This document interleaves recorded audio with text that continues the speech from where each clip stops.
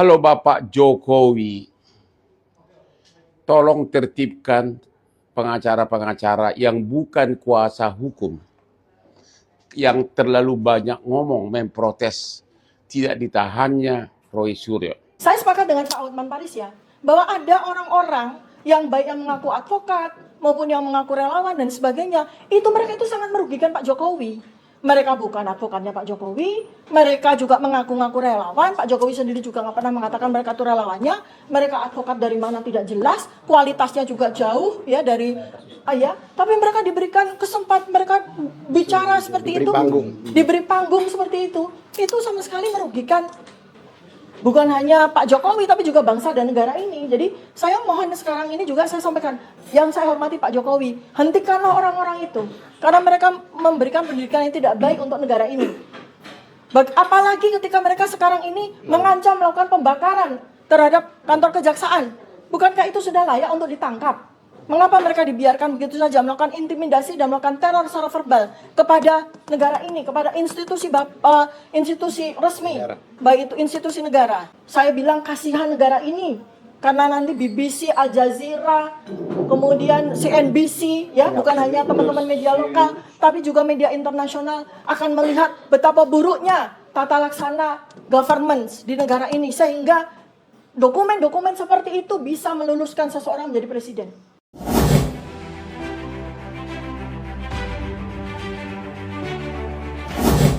Nanti mohon untuk ditambahkan apabila ada yang kurang ya. Jadi untuk diketahui teman-teman semuanya bahwa saya bersama Mas Roy Suryo sudah merencanakan untuk prapit ya atau pra-peradilan. Jadi kami split ya karena memang sudah diketahui bahwa perkara kami itu split ya.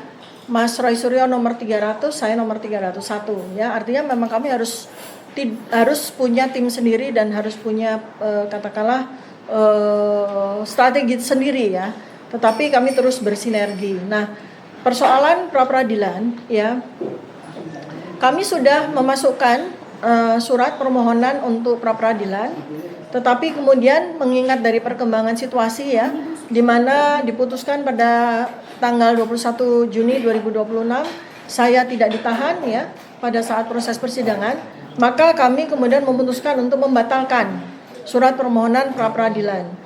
Nah, kami akan membacakan surat tersebut ya. Jadi permohonan pembatalan pra-peradilan. Dengan hormat, perkenan kami advokat yang tergabung pada tim pembela Dr. Tifa berdasarkan surat kuasa tanggal 20 Juni 2026 dalam hal ini bertindak untuk dan atas nama Tifa Uziatiasuma, saya sendiri atau Dr. Tifa, selanjutnya disebut klien. Bersama ini kami menyampaikan permohonan pembatalan pra-peradilan kepada yang terhormat Ketua Pengadilan Negeri Jakarta Selatan, Ceki Majelis Hakim Pengadilan Negeri Jakarta Selatan dengan maksud sebagai berikut.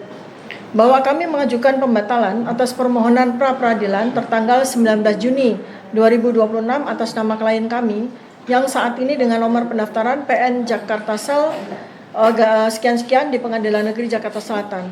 Bahwa kami melakukan pembatalan permohonan pra-peradilan dikarenakan permintaan klien kami dan saat ini klien kami sudah dikabulkan untuk dilakukan penangguhan penahanan pada perkara Ako. Bahwa dengan alasan tersebut kami berpendapat sudah tidak relevan apabila dilanjutkan upaya hukum pra-peradilan. Maka dengan ini kami menyatakan dan memohon untuk dapat membatalkan permohonan pra-peradilan tertanggal 19 Juni 2026 antara Tifa Uziatiasuma selaku pemohon terhadap Kepala Kepolisian Negara Republik Indonesia, Ceki Kepala Kepolisian Daerah Metropolitan Jakarta Raya selaku termohon. Demikian permohonan ini diajukan dengan mempertimbangkan serta diakomodir peraturan yang berlaku. Atas perhatian dan tindak lanjutnya kami ucapkan terima kasih. Dengan demikian maka saya Tifa Uziatiasuma dengan ini melakukan pembatalan terhadap permohonan pra-peradilan. Nah selanjutnya teman-teman semuanya bahwa insya Allah dengan bismillah kami, saya, Dr. Tifa bersama dengan tim advokat pembela Dr. Tifa insya Allah akan siap ya untuk menghadapi pengadilan yang nanti akan ditentukan dan bukan di Jakarta Selatan tetapi di Jakarta Timur sebagaimana yang sudah ditetapkan.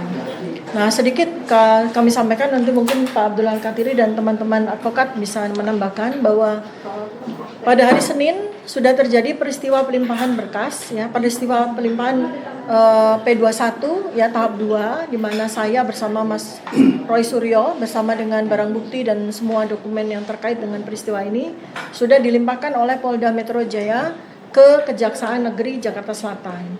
Dan untuk itu kami pada waktu itu sudah mengikuti ya, mulai prosesinya mulai jam 9 pagi sampai di Kajari, Jakarta Selatan ya, dan seterusnya.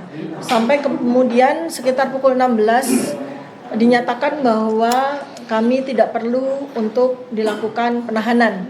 Jadi selama proses sidang yang berlangsung entah sampai kapan ya, kami tidak dalam posisi ditahan. Alhamdulillah wa syukurillah. Nah, itu yang bisa kami sampaikan kepada teman-teman semuanya. Mungkin ada yang mau disampaikan Pak Abdullah Katiri atau teman-teman yang lain, silakan.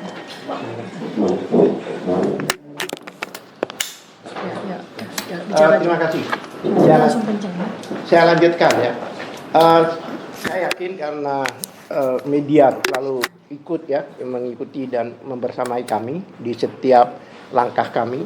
Ya, baik di rumah sakit juga terlibat, seperti yang kita ketahui bahwa ada penangkapan-penangkapan yang sebenarnya tidak sesuai dengan prosedur, dengan tidak sesuai dengan ketentuan yang dilakukan oleh penyidik, dalam hal ini kepolisian Polda Metro Jaya, yang mana selama ini yang kita ketahui dan media sebagai saksi yang sering hadir pada saat mereka melakukan wajib lapor dan tidak pernah telat.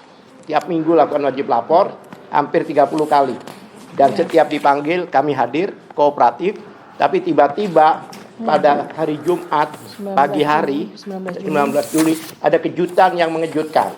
Bahkan banyak orang mengatakan bahwa itu ada tindakan brutal karena tidak berdasarkan ketentuan yang ada. Yang mana biasanya orang kalau dipanggil atau dipaksa untuk diambil di tiap tempat kediamannya itu adalah orang-orang yang mangkir dan sebagainya.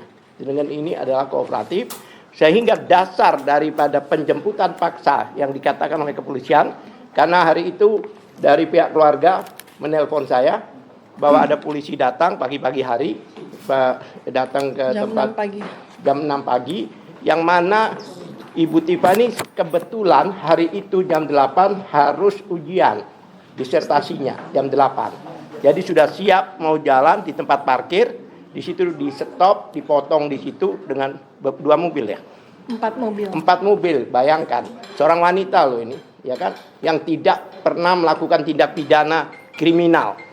Seorang wanita yang selama ini melaksanakan hak konstitusinya dalam menguji satu dokumen publik. Kemudian saya tanya, telepon disambungkan karena kami juga khawatir siapa mereka ini. Karena tidak berbaju polisi ya, berbaju preman. Sehingga pada waktu itu saya minta berhubungan telepon dengan salah satu orang yang menangkap itu. Saya ingin memastikan, karena zaman sekarang ini kan nggak jelas apa benar gitu. Nah, kebetulan saya disambungkan dengan salah seorang penyidik yang mana suaranya saya kenal, karena saya memang kenal, ya kan. Saya disambungkan dan mereka itu bertutup muka. Jadi pakai masker yang tebal gitu, tinggal matanya saja, kan ngeri juga kan. Kalau memang ini resmi dan sebagainya, kenapa harus menutup mukanya dan sebagainya gitu. Ya kan? Bahkan kemarin dinarasikan mereka ini ditangkap dan diambil di tempat parkir. Kemudian ada yang menarasikan bahwa kenapa datang karena untuk penggeledahan. Kok penggeledahan kan di rumah bukan di tempat parkir. Dan seharusnya kalau memang itu penggeledahan kan diajak balik. Untuk ke tempat dia ini tidak. Kemudian kami tanya, apa-apaan ini? Kenapa kok pagi-pagi disatroni lah istilahnya? Tugas atasan, perintah atasan. Untuk apa? Untuk penjemputan paksa. Ya. Kami lakukan upaya paksa. Kami kaget banget. Upaya paksa itu biasanya dilakukan jika orangnya mangkir. Dipanggil 3 kali dengan layak, itu 3 hari seharusnya.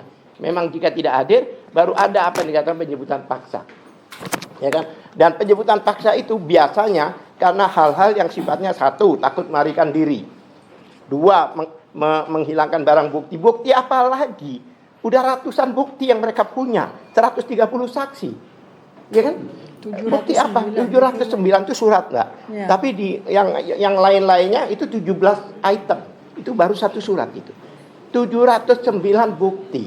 Itu kalau kita hubungkan dengan alat bukti, walaupun 1 juta barang bukti itu baru satu alat bukti. Iya kan? Itu dikatakan kenapa demikian? Karena penangkapan ini dilakukan untuk mempersiapkan pelimpahan tahap 2. Nggak ada aturannya di KUHP. Biasanya penangkapan itu dilakukan untuk kejahatan-kejahatan yang extraordinary crime. Kejahatan teroris, kejahatan apalagi itu korupsi, bolehlah, narkoba, penjualan manusia dan sebagainya. Itu boleh. Ini pasal yang dikenakan adalah pasal yang di bawah 5 tahun. Pencemaran nama baik, tapi seolah ada satu peristiwa besar yang harus dilakukan. Hal itu tidak ada aturan menyatakan hanya untuk persiapan penyerahan P21 tahap 2. Nyerahkan gini aja. Padahal kalau kita ditelepon kita datang. Satu. Itu dalam 3 hari itu ada drama yang benar-benar drama tragis menurut saya. Drama yang luar biasa.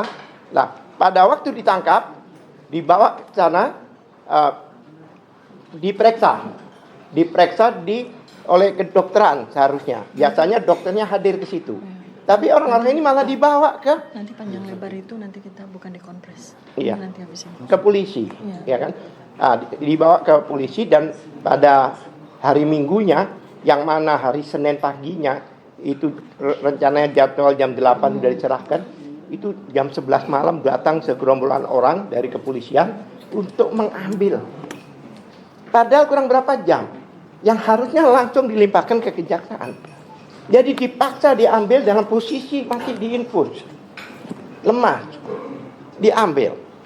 Karena pada waktu itu kami juga tahu undang-undang, tahu hukum, bahwa itu bertentangan dengan undang-undang kesehatan maupun peraturan menteri dan sebagainya.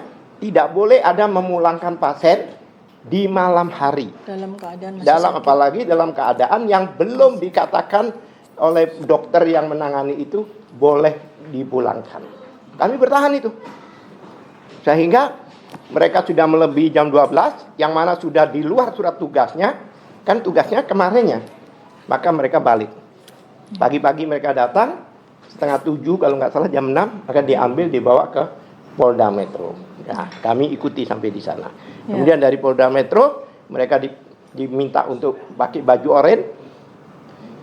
Bayangkan, ini adalah orang yang melakukan hak konstitusionalnya. Adalah orang yang mengkaji ijazah publik. Baju oranye bahkan diborgol. Bayang nggak? Kemudian dibawa ke kejaksaan. Alhamdulillah, jaksa objektif. Dan jaksa nampaknya tidak mau dijadikan bemper untuk melanjutkan penahanannya.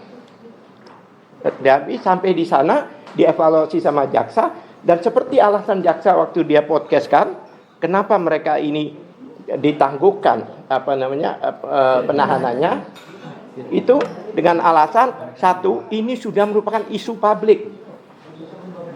Kan sidang ini bakal bertahun-tahun loh. Anda tahu nggak? 1,5 meter itu BAP. Pada waktu mau dilihat itu digotong 4 orang. 4 orang. Seperti bawa jenazah gitu.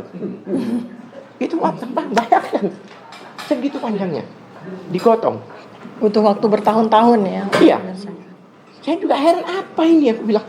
Membuktikan satu surat dengan bukti setinggi itu. Ya. Saya ukur dengan tubuh saya waktu itu, saya kalah tinggi gitu. Nah, disitulah jaksa objektif katakan ini sudah merupakan isu publik dan jaksa tidak mau dibully oleh rakyat, oleh masyarakat seperti apa yang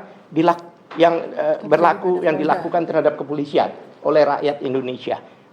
Nah, itu salah satu alasannya. Kedua, dengan dokumen segini pasti akan melewati masa tahanan. Nanti bakal dibebaskan juga gitu. Maka dengan diminta kami sebagai penjamin, lawyer-lawyer ini dan keluarganya, kami buatlah jaminan itu. Kami buat jaminan itu mengatakan tidak akan lari. Dan tidak akan lari, ngapain lari? Wong kami nggak ada salah kok. Lah, kemarin digaungkan juga oleh grupnya, lingkarannya Jokowi itu, jaksa mengajak restoratif justice. Saya akan tanyakan, bagaimana sih? Dia baca KUHP baru nggak? Apalagi untuk delik aduan seperti ini, aturannya memang harus didamaikan. Baik itu penyidikan, ya kan, bahkan penuntut, bahkan di persidangan pun hakim berhak menanyakan, Anda mau damai apa tidak? Ya.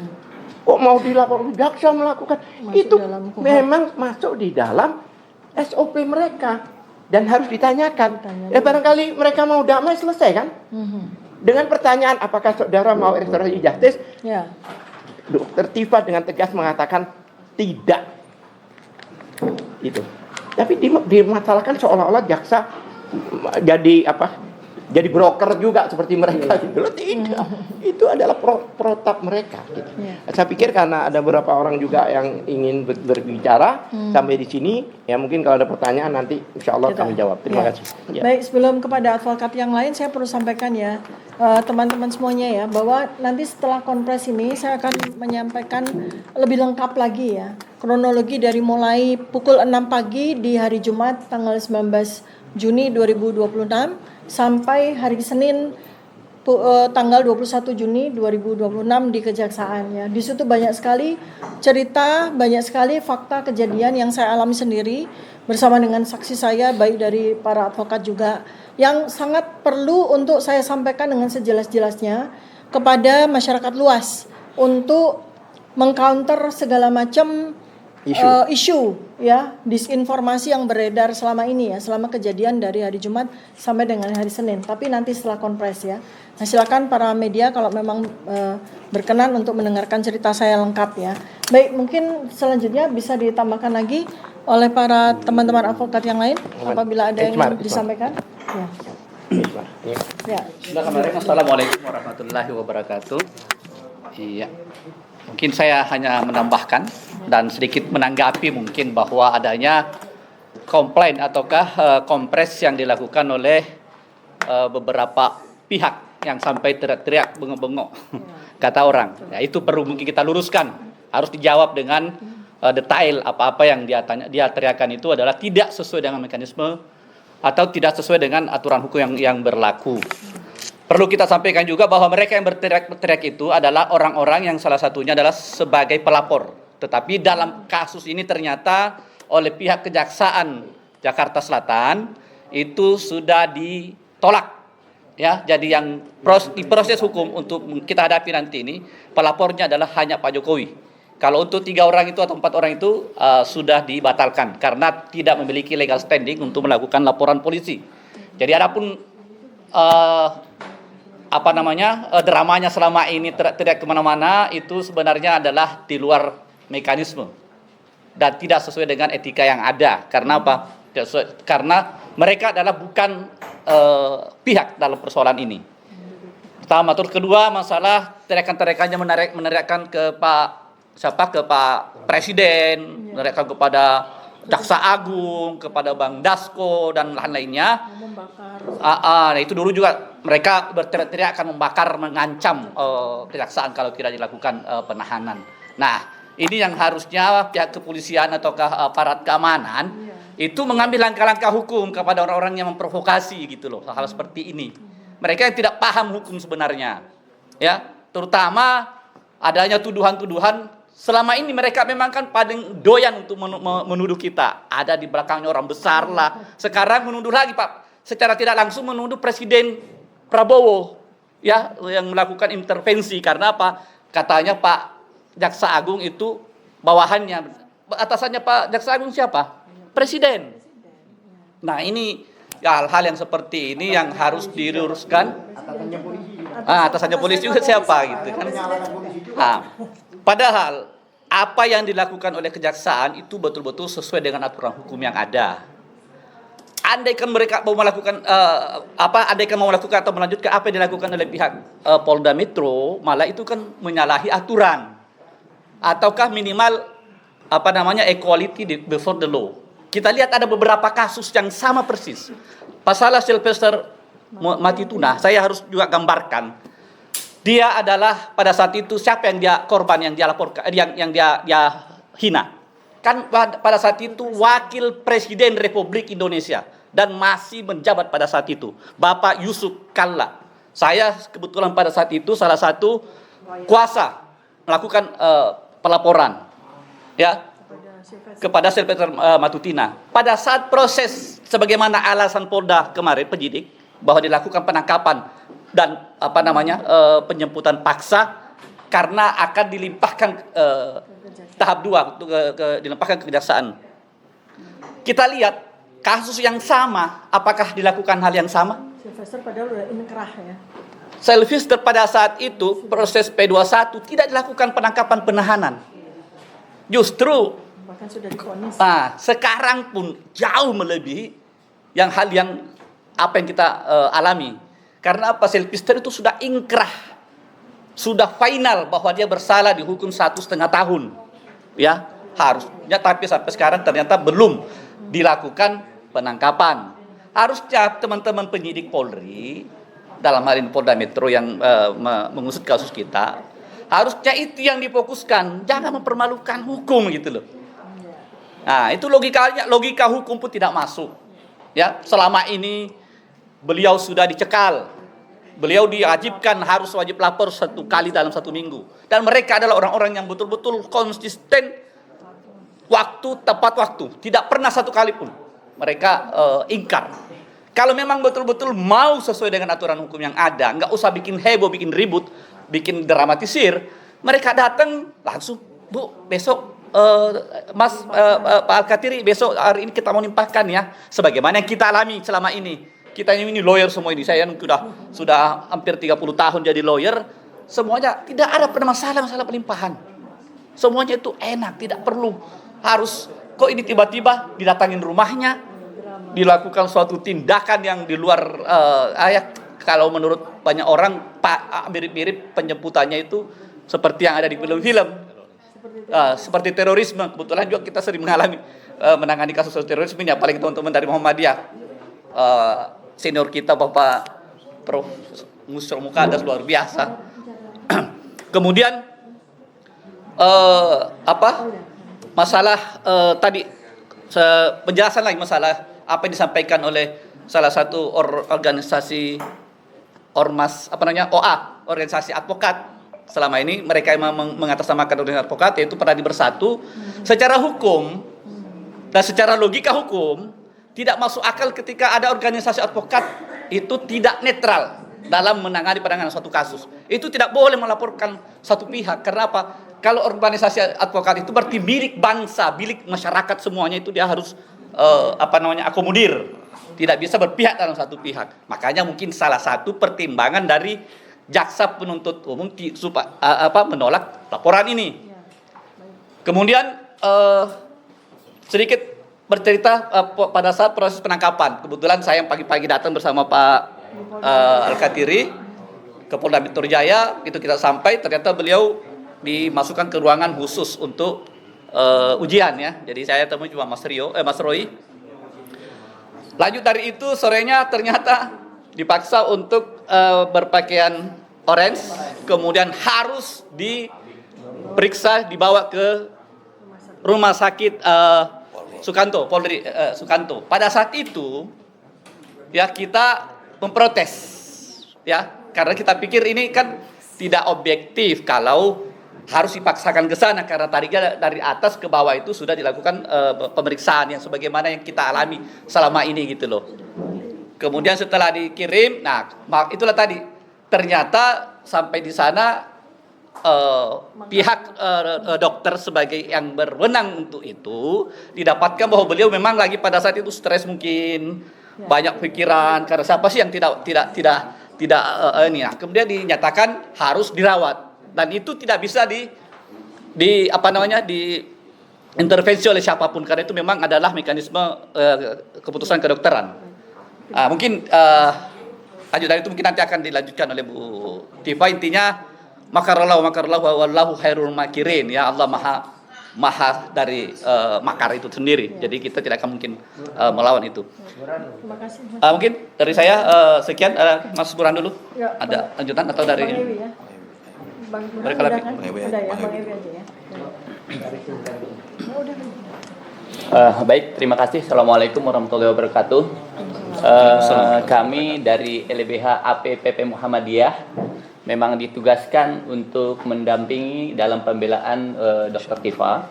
Dengan yang pertama bahwa kami mengikuti sejak awal seseorang yang bernama Dr. Tifa ini dikriminalisasi atas sebuah penelitian yang seharusnya itu tidak boleh dilakukan. Kalau hal ini dilakukan maka akan berapa banyak peneliti kita tidak mau melakukan penelitian karena beresiko dikriminalisasi.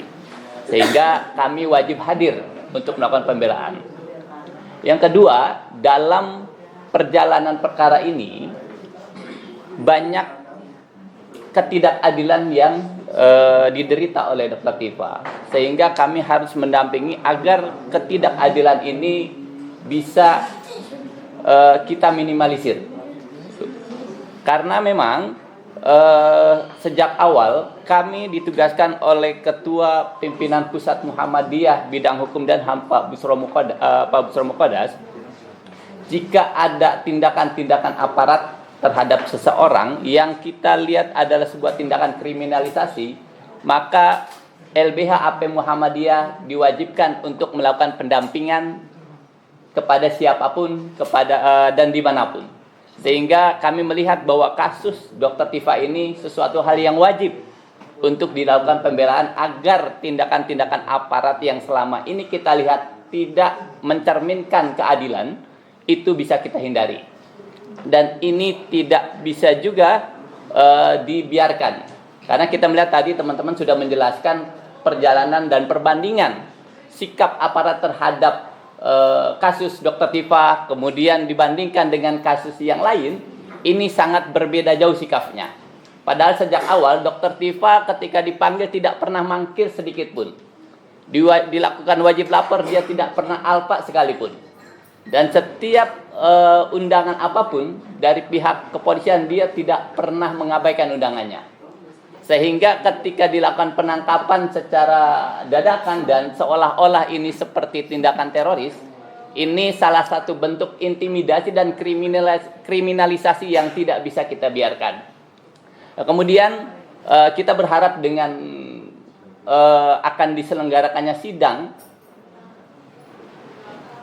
kita berharap bahwa ketidakbenaran atau kebohongan yang selama ini ditutupi ini bisa terungkap.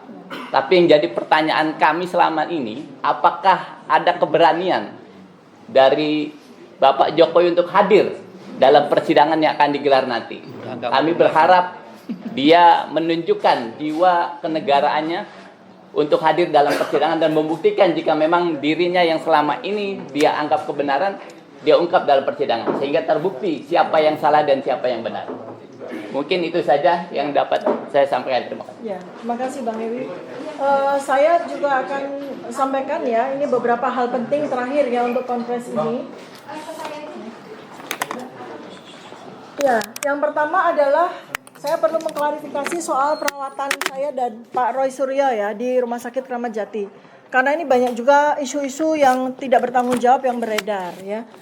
Jadi terlepas dari apapun keputusan dari Polda Metro Jaya untuk membawa kami ya sekitar pukul 15.30 di hari Jumat 19 Juni 2026 setelah kami kemudian sudah dipindahkan ke tahti ya, tahanan titipan. Jadi posisinya sudah masuk jadi tahanan. Saya sudah masuk sel, sudah pakai baju orange ya. Dan kemudian kami diminta untuk ikut ya untuk dibawa ke Rumah Sakit Kramat Jati. Nah, pada saat itu untuk diketahui ya teman-teman semua bahwa saya sedang menghadapi ujian disertasi saya. Ketika dijemput paksa itu saya sedang menuju ke sebuah tempat di mana saya sudah mempersiapkan diri untuk ujian. Dan pada waktu itu juga saya dalam kondisi belum makan, belum sarapan. Sampai kemudian siang hari ketika masih di unit Kamnek ya, itu saya juga tidak ada makan siang di sana. Lalu kemudian ketika dipindahkan ke tahanan juga tidak ada makan juga ya. Maka saya sebagai orang yang menderita GERD ya pasti kambuh ya. Karena hormon yang namanya kortisol itu sudah naik dari pagi begitu ya. Kemudian pada siang hari ketika pihak Kamnek itu memindahkan saya ke unit tahanan titipan ke Tahti, itu ada pemeriksa dokter ya. Nah, dokter itu khawatir dengan saya karena tensi saya waktu itu melonjak sampai 165/100 dengan denyut jantung sampai 100 ya. Ya pastilah ya, karena saya dalam kondisi sedang menghadapi ujian dan ujian saya itu dari jam 8 pagi sampai jam 12 siang dikelilingi oleh polisi. Jadi saya ujian menghadapi 13 penguji, di sekeliling saya itu polisi, bisa dibayangkan kan. Alhamdulillah sidang ujian bisa saya langsungkan dengan baik. Dan jam 12 dari jam 8 sampai jam setengah 12, bayangkan dalam kondisi tidak makan. Lalu siang pun juga tidak ada makan, lalu kemudian saya dipindahkan. Tidak heran bila tensi saya itu naik secara mendadak. Dan tambah lagi GERD saya sudah mulai muncul ya pada waktu itu. Sehingga ketika saya sudah masuk sel, saya dipanggil untuk ke rumah sakit Kramat Jati. Saya pikir karena persoalan tensi saya gitu. Nah, ya inilah yang namanya wa makaru wa makarallah ya. Jadi pihak kepolisian pasti juga tidak menyangka bahwa ketika saya diperiksa di UGD, diperiksa lengkap ya, lengkap semua, lab, ronsen semua lengkap, ternyata pihak rumah sakit menyatakan bahwa saya tidak sehat dan saya harus dirawat. Jadi ini perlu diketahui ya, bahwa ini adalah kebijakan dari Rumah Sakit Polri Kramat Jati. Inisiatif mereka yang melihat bahwa saya memang dalam keadaan sakit. Mungkin secara penampilan kelihatan sehat dan sebagainya, ternyata setelah diperiksa saya tidak bisa untuk keluar dari rumah sakit tanpa perawatan ya. Jadi itu yang terjadi. Saya rasa di luar dari perkiraan atau skenario dari Polda ya gitu. Karena mereka pikir saya diperiksa lalu kemudian pulang lagi ke tahanan. Nanti cerita selanjutnya akan saya sampaikan pada setelah sesi berikutnya ya. Ya, baik teman-teman, karena waktu juga saya mengucapkan terima kasih atas kehadiran teman-teman media semuanya. Mudah-mudahan apa yang Anda siarkan ini menjadi informasi yang baik, akurat, valid. Nah, mungkin ada 1-2 yang mau bertanya, saya persilakan. Kawan-kawan ada bertanya, dipersilakan. Cok, terkait tadi Pak Alkatiri bilang ada dokumen banyak yang sebesar manusia itu. Lebih dari manusia. Saya kan sempat mengikuti sidang Bambang Tri dan Gus Dur. Nah, apabila sidang ini tidak mengacu kepada ijazah tapi mengacu ITE, gimana tanggapannya? Sebenarnya kita tunggu dakwaan dulu ya. Kita tunggu surat dakwaan. Iya, ini kan andai kata. Iya, andai kata. Ya sekarang semua kita hadapi ya. Karena di ITE itu pun juga tidak terbukti sebenarnya. Kan dari awal saya katakan bahwa unsur delik setiap pasal yang dikenakan tidak kena. Sekarang contohnya 32 itu yang namanya dokumen informasi elektronik atau dokumen elektronik milik orang lain. Kita tidak ngomong ijazah ya. Lah, dokumen elektronik, informasi elektronik milik siapa itu? Milik siapa? Yang mengupload itu siapa? Itu pemiliknya. Yang mengupload adalah Dian Sandi, bukan Jokowi. Jadi dokumen elektronik ini itu milik Dian Sandi, karena itu bukan analog. Jadi seharusnya yang melaporkan adalah Dian Sandi, bukan Jokowi. Dengan catatan itu miliknya. Ya kan? Jadi yang dimasalahkan bukan dokumen ya, dokumen elektronik milik orang lain. Bahkan informasi elektronik itu kan informasi elektronik. Oleh sebab itu tidak dikenakan. Yang pasal 1 lagi, yang pasal 35 itu lebih jelas lagi, nggak apa-apa kita dikatakan. Ya. Pasal 35 itu yang orang mengotak, Dokter Tifa itu dianggap mengotak-atik ya. Padahal Dokter Tifa tidak pernah berbicara otak-atik ijazah. Itu tersangka yang lain yang melakukan itu. Saya tambahkan mungkin ya supaya ini clear ya. Setelah 1 tahun kami pelajari semuanya. Pasal 32, 35 itu berkaitan dengan dokumen elektronik ya, dokumen elektronik. Sekarang pertanyaannya, dokumen elektronik Pak Jokowi yang mana yang kita utak-atik? Apakah Pak Jokowi punya ijazah dalam bentuk ijazah digital?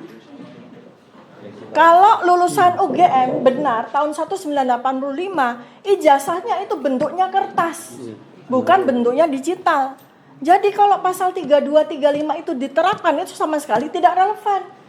kecuali lulus tahun 2025, di mana pihak universitas sudah menerbitkan ijazah dalam bentuk digital. Nah, ini orang yang mengaku lulusan tahun 1985. Ijazah satu-satunya kalau benar dia punya itu ijazah kertas. Analog. Jadi itu tidak tepat, pasal 3235. Jadi tepat bahwa kejaksaan itu tidak menahan kami. Karena pasal 3235 yang hukumannya, ancaman hukuman di atas 8 5 tahun, tahun 12 tahun itu tidak berlaku di situ, dan mereka tahu gitu ya. Makanya kami saya tambahkan, kami senang sekali kalau pasal itu yang dikenakan, karena tidak terbukti. Anda tahu merubah itu berarti dari awal sama akhir beda, itu merubah. Awal akhir sama kok. Iya. Ya kan dianalisa. Kan itu kan merubah gitu dan sebagainya. Yang 35 lebih parah lagi. Barang siapa, ya kan, yang mengutik-utik ijazah palsu dijadikan asli. Berarti kan pengakuan ini bahwa ijazahnya asli dijadikan Ijazah palsu jadi palsu asli. dijadikan asli sama orang-orang ini. Seharusnya berterima kasih dong. Berarti saya membantu dong ijazah palsu jadi asli. Masa orang dari palsu dijadikan asli kok disalahkan? Baik, ada pertanyaan lagi? Oke. Ya, singkat padat aja. Ya, silakan. Sebelumnya kuasa hukum Pak Jokowi kan menyatakan kalau ada intervensi terkait dengan penangguhan penahanan yang didapat Dr. Tifa sama Pak Surya. Itu tanggapan dari Dr. Tifa gimana? Kemudian yang kedua, persiapan Dr. Tifa untuk menghadapi persidangan nanti seperti apa? Apakah siapa saja saksi yang akan dihadirkan, saksi yang akan Baik, pertama adalah soal intervensi, itu tuduhan yang menurut saya sangat tidak bertanggung jawab ya. Jadi ketika 1 tahun 420 hari kami diperlakukan melampaui dari apa yang kami lakukan ya, kami dikriminalisasi, bahkan kami mendapatkan perlakuan yang tidak sewajarnya, termasuk yang terakhir kami ditangkap paksa begitu ya, dijemput paksa seperti itu. Mereka tidak mengatakan ada intervensi dari siapapun. Tapi giliran ketika kejaksaan melakukan apa yang sebagaimana undang-undang, ya mereka menuduh orang-orang melakukan atau pejabat-pejabat melakukan intervensi. Itu menurut saya itu orang yang tidak bertanggung jawab. Saya sepakat dengan Pak Hotman Paris ya, bahwa ada orang-orang yang baik yang mengaku advokat maupun yang mengaku relawan dan sebagainya, itu mereka itu sangat merugikan Pak Jokowi. Mereka bukan advokatnya Pak Jokowi, mereka juga mengaku-ngaku relawan. Pak Jokowi sendiri juga nggak pernah mengatakan mereka itu relawannya. Mereka advokat dari mana tidak jelas, kualitasnya juga jauh ya dari tapi mereka diberikan kesempatan, mereka bicara seperti itu, diberi panggung seperti itu sama sekali merugikan bukan hanya Pak Jokowi tapi juga bangsa dan negara ini. Jadi saya mohon sekarang ini juga saya sampaikan, yang saya hormati Pak Jokowi, hentikanlah orang-orang itu karena mereka memberikan pendidikan yang tidak baik untuk negara ini. Apalagi ketika mereka sekarang ini mengancam melakukan pembakaran terhadap kantor kejaksaan. Bukankah itu sudah layak untuk ditangkap? Mengapa mereka dibiarkan begitu saja melakukan intimidasi dan melakukan teror secara verbal kepada negara ini, kepada institusi resmi, baik itu institusi negara, ya, begitu ya Pak. Lalu saksi-saksi kami sudah siapkan, sebagaimana juga yang sudah kami undang di waktu kami dilakukan pemeriksaan sebagai tersangka ya. Jadi itulah nanti yang akan membantu kami untuk memberikan penjelasan. Ya, baik, mungkin pertanyaan terakhir aja. Penangguhan penahanan ini sampai kapan sih dilakukan gitu, lalu kuasa hukumnya Pak Jokowi juga bilang bahwa nantinya Pak Jokowi akan menyerahkan ijazah asli. Mungkin tanggapan Dr. Tifa, apakah seperti apa jika dihadapkan nantinya Pak Jokowi akan hadir di sidang? Iya. Ya, soal penangguhan dulu Pak, nanti saya jawab tentang itu Pak Jokowi. Penangguhan ini ya ditangguhkan selama kita kooperatif. Selama sidang. Tapi kita ya selama sidang ya kan itu memang kita di luar. Bukan karena penangguhan, tidak ditahan. Oh, tidak ditahan. Ini bukan penangguhan, tetapi memang kejaksaan tidak melakukan penahanan. Tidak menahan. Oh, tidak ditahan. Selama sidang. Iya, bukan penangguhan. Bukan penangguhan. Ya. Tidak ditahan. Tidak ditahan selama proses sidang. Memang jadi tidak ada penangguhan, tidak ada penahanan. Tidak ada penahanan sama sekali ya. Nah, lalu terkait dengan kehadiran Pak Joko Widodo ya. Kemarin pihak kejaksaan itu spill sedikit sampel. Mereka katakan barang bukti. Ya, saya tidak akan sampaikan di sini ya. Saya tidak, kalau ini sangat penting, tapi saya tidak akan di sini. Tapi fatal sekali. Begitu kami semua melihat sampel barang bukti itu, yang terfikir oleh saya kasihan sekali dengan negara ini. Saya kasihan sekali dengan negara ini. Apabila barang bukti itu nanti disampaikan di sidang, lalu kami bersama para advokat bersama dengan ahli-ahli akan melakukan examination, pengujian kepada barang bukti itu.